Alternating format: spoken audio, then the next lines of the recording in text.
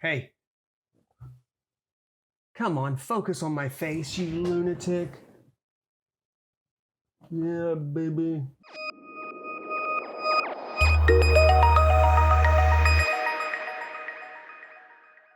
Word up, people. Eugene. I'm going to go ahead and apologize. Hot Breath is here today. That's his nose right there. And yes, it is just the tip of the iceberg. His tail moves furniture in my house. I'm not exaggerating. He is gigantic. Picture a basketball with two little eyes. That's Eugene. Hot Breath Eugene. All right, Eugene, go lay down. I want to remind you that I didn't choose to have you. You were a stowaway who was left here against my will. So go lay down. I love you because I have to, not because I want to. It is not a choice. All right. Word up, people. Here we are. So I'm going to jump right back into this. All right.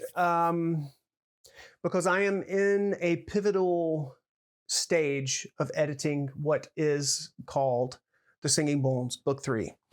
And here's my outline. So this is page 1. There were 2 of those. Page 3. Page 1, page 2, page 3. This is just an outline that I have that helps me keep track of the important details. Now I actually have, hold on, I'll show you. All right, so this is my, this is a 3-ring binder. I don't know why the hell I am taking the time to try and explain all that shit. All right, so this is where my outlines before writing a manuscript exist. And you will see here that, so as I told you, I've already written book 1, The Scarecrow Hunters. It's in its final stages. I've got to get it proofread, and then I've got to do the layout, and I'm going to self-publish that baby.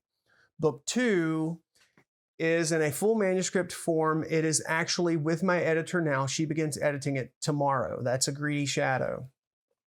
Book 3, I had actually written and had it ready to self-publish, but I never self-published it because I needed to go back and fix what at the time was book 1, and now is books 1 and 2. Books 1 and 2. Sometimes I don't feel like I'm actually a native English speaker because the language seems super weird to me, but I do. That's my only language. I am trying to learn Spanish though. Hey, are you a Spanish speaker? You want to practice speaking Spanish with me? Hit me up. Chances are, not gonna work out between us. Just gonna go ahead and put that out there. Don't want to get your hopes up. And it's not a paying gig because I am a poor freelancer who's trying to self-publish. So, you know. I don't know what I was talking about because people keep distracting me. What was I talking about? Also, it's hot as hell up here. This is my loft.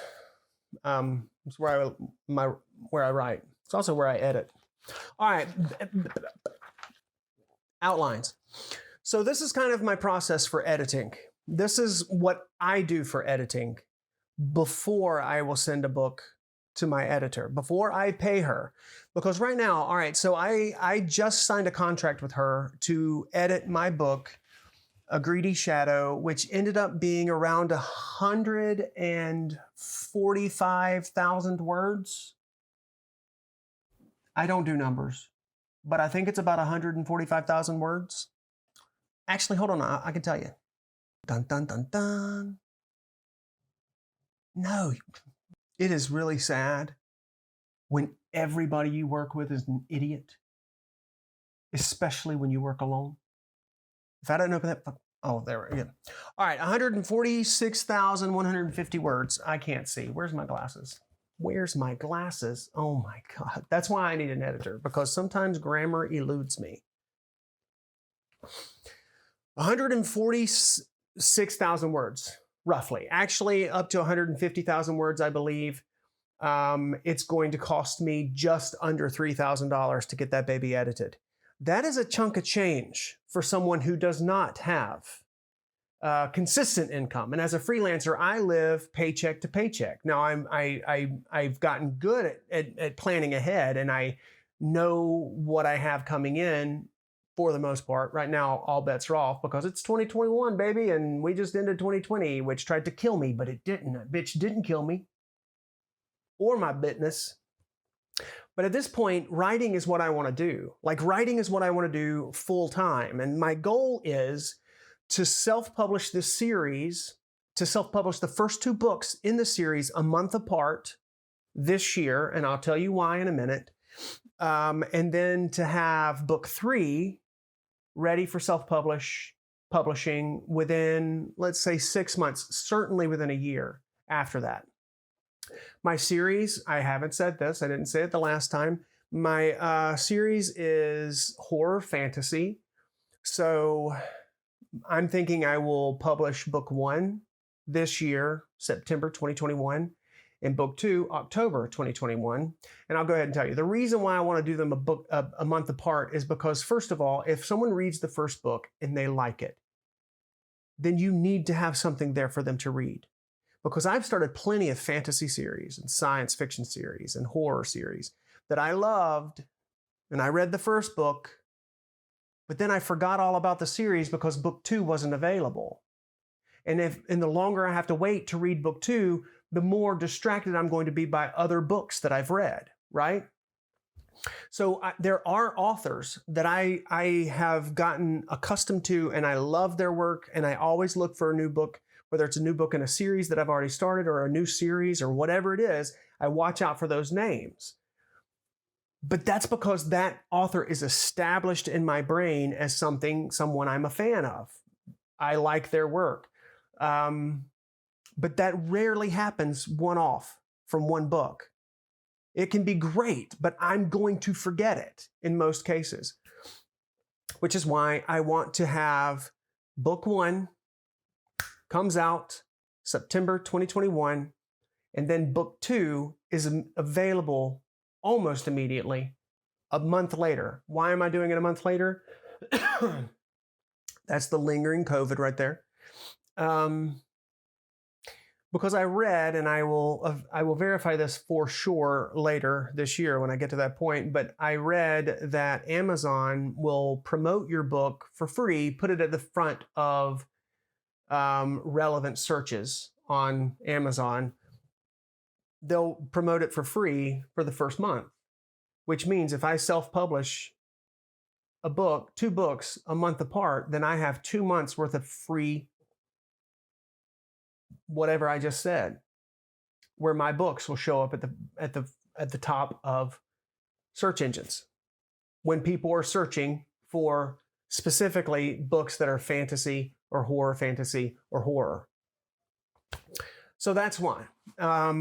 Plus, the biggest thing is I just want to have more than one book. I want to get you hooked on this series. And the first book in the series is, in my opinion, great. I think it's an interesting story. I think that it's a bit different from anything that we've seen before. I mean, yeah, you can totally make the argument that it follows the hero myth. Like, you could make the argument that any story from Odysseus to Jesus follows the hero myth. But book 2 is the book that, in my opinion, really begins to shine and show what this series is going to become. So actually, this is going to sound that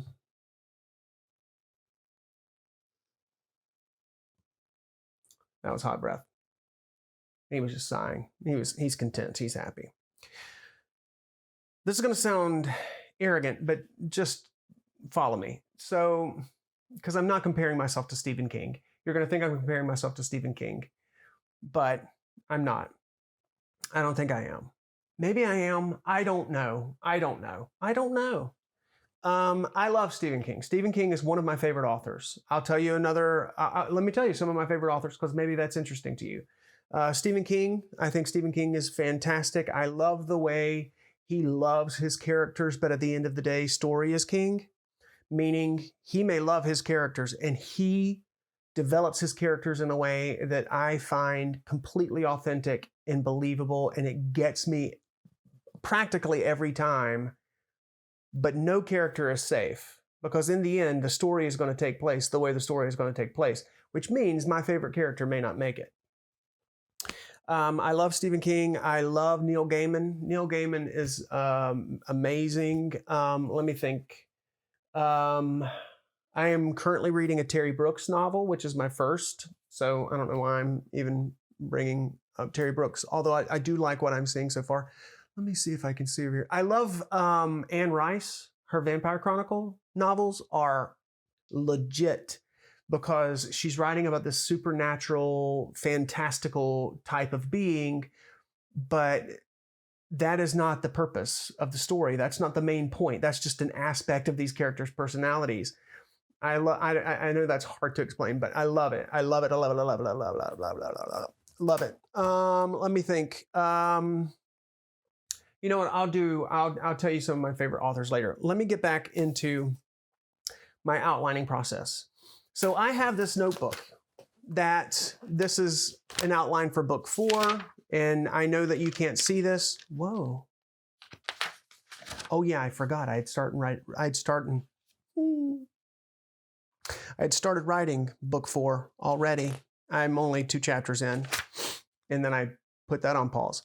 But you can see this outline is pretty detailed. So there you go. It's color-coded. I've got red letters, purple letters, black letters. I've got bold letters. I've got underlined letters. I've got asterisks. Is that how you say that? 13 pages. This outline is 13 pages. This outline is ready, pretty much ready for me to start writing from. Now, I don't have a manuscript for book 4 yet. I've started it, as I mentioned. I wrote 2 chapters. But then if I go on, I've already got an epilogue for book 5 because I found that baby while I was working on book 2. But if I show you the outline for book 5, it's only 9 pages. It is also color-coded, but I only have 2 colors, black and purple. I'm going to explain what that means in a minute. Book 6 is... This outline is probably 4 pages in total. And it's not really outlined in the same format as the 2 before it. This is broad. Oh my God. This is, Jesus bless my grammar. Sometimes I have a potty mouth. If that offends you, I'm sorry.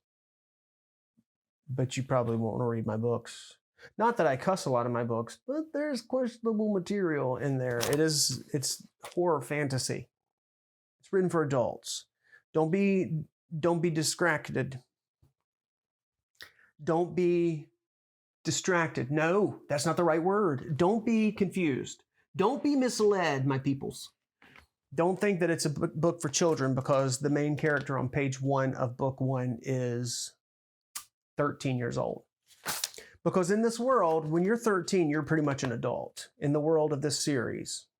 All right, anyway, so book 6, that outline is 2, 3, 4 pages and is not color-coded.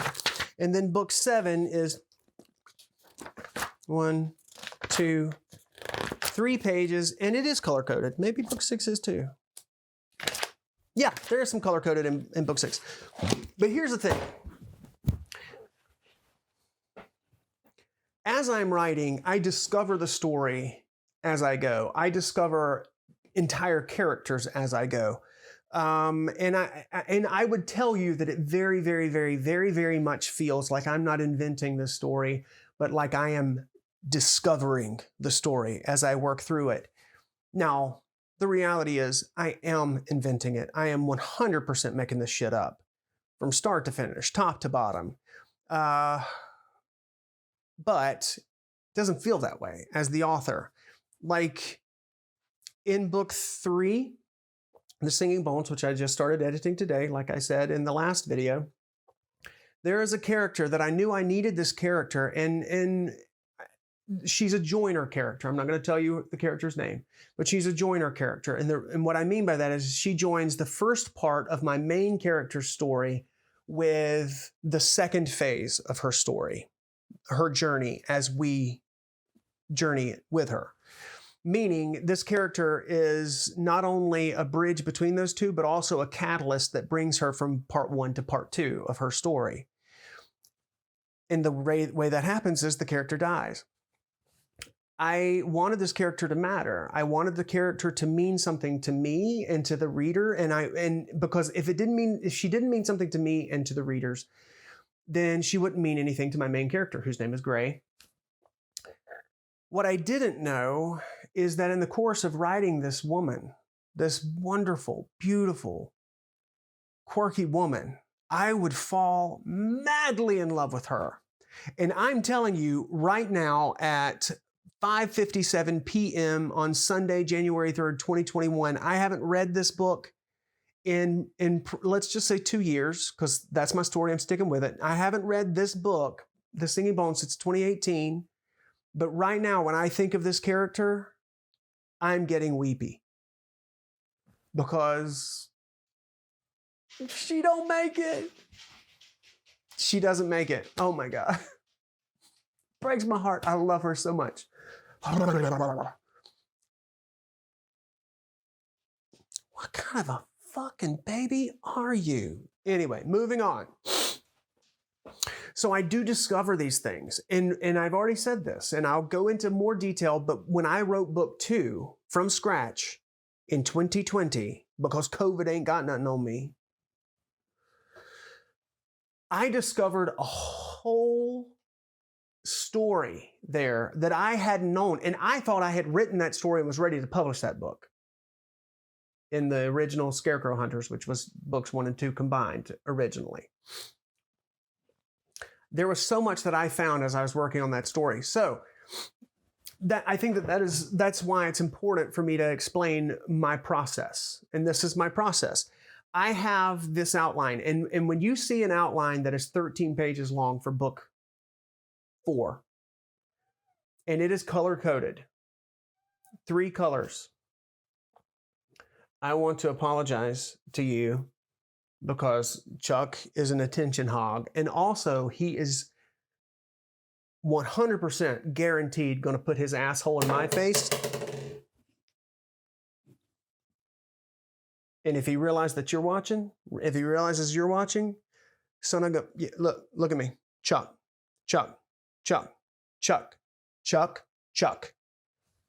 You better be glad, my homeboy, that cup was empty. Because if you got up here and sashayed your ass over there and knocked it over and it poured water on my desk, I would have been pissed. It would have, of course, been my fault. But I would have been pissed at you.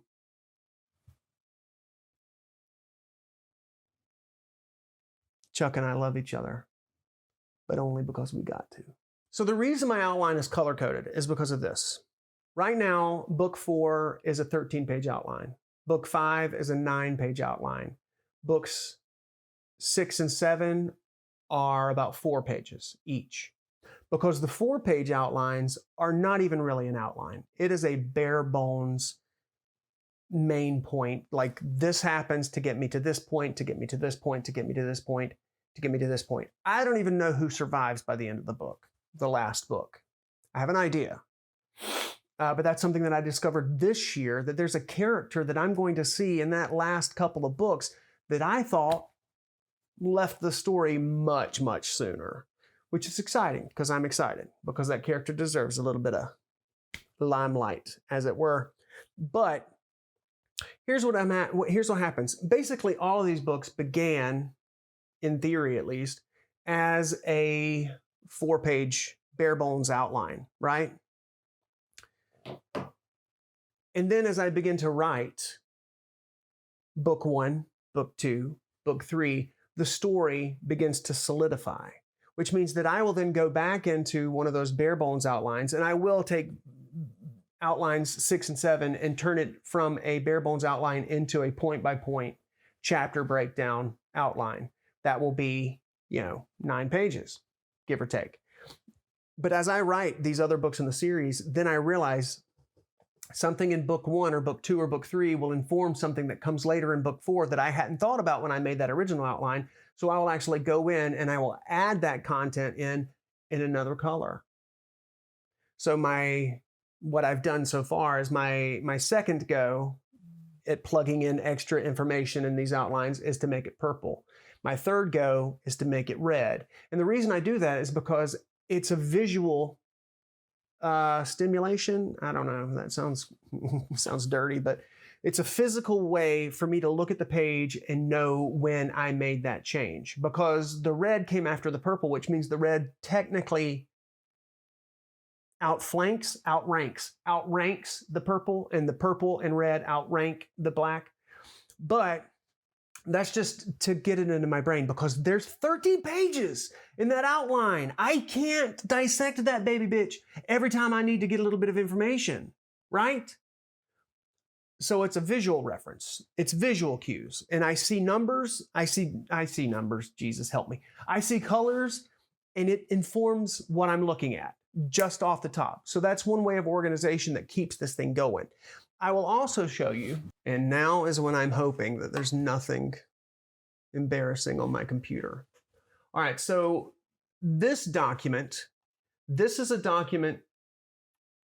Oh, I'm pointing at the wrong oh my gosh! You can't see that, you crazy Luke. You can't read that. So this document here, this is my terms. This is my list of terms. And I don't know how many pages this is, but there are 293 terms. Hey. Oh my gosh, okay. 293 terms that I have in the first 3 books so far of this series. And these are terms that I made up, names, places, cultural terms, fauna, flora, all those things. But then you also see, and I'm going to try to show you this. This is my book. This is my outline for book 3. It's yellow. My outline for book 2 is orange. My outline for book 1 is red. And just for the record, the books themselves will actually be, the books themselves are actually going to be those colors. The covers. Book 1 is going to be red. Book 2 is going to be orange. Book 3 is going to be yellow. Book 4 is going to be green, I think. It doesn't matter. Anyway, it's the color spectrum. But the point I'm making to you is that I am incredibly organized with all these things, because there is no way I can keep it straight in my head otherwise. And I think that that's important. So eventually, I will actually start telling you about the work I did with book 3 today. But not now, because this video is way too long. So that's it. Peace out, home skillet. We'll talk again very soon.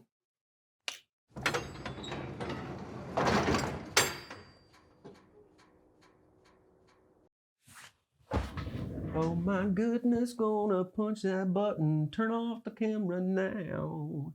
Where the fuck is that button? If I push the wrong button, oh my God, if I delete something. Well, nothing's happening. Hello? What the? I know you're up there. Eugene, I blame you.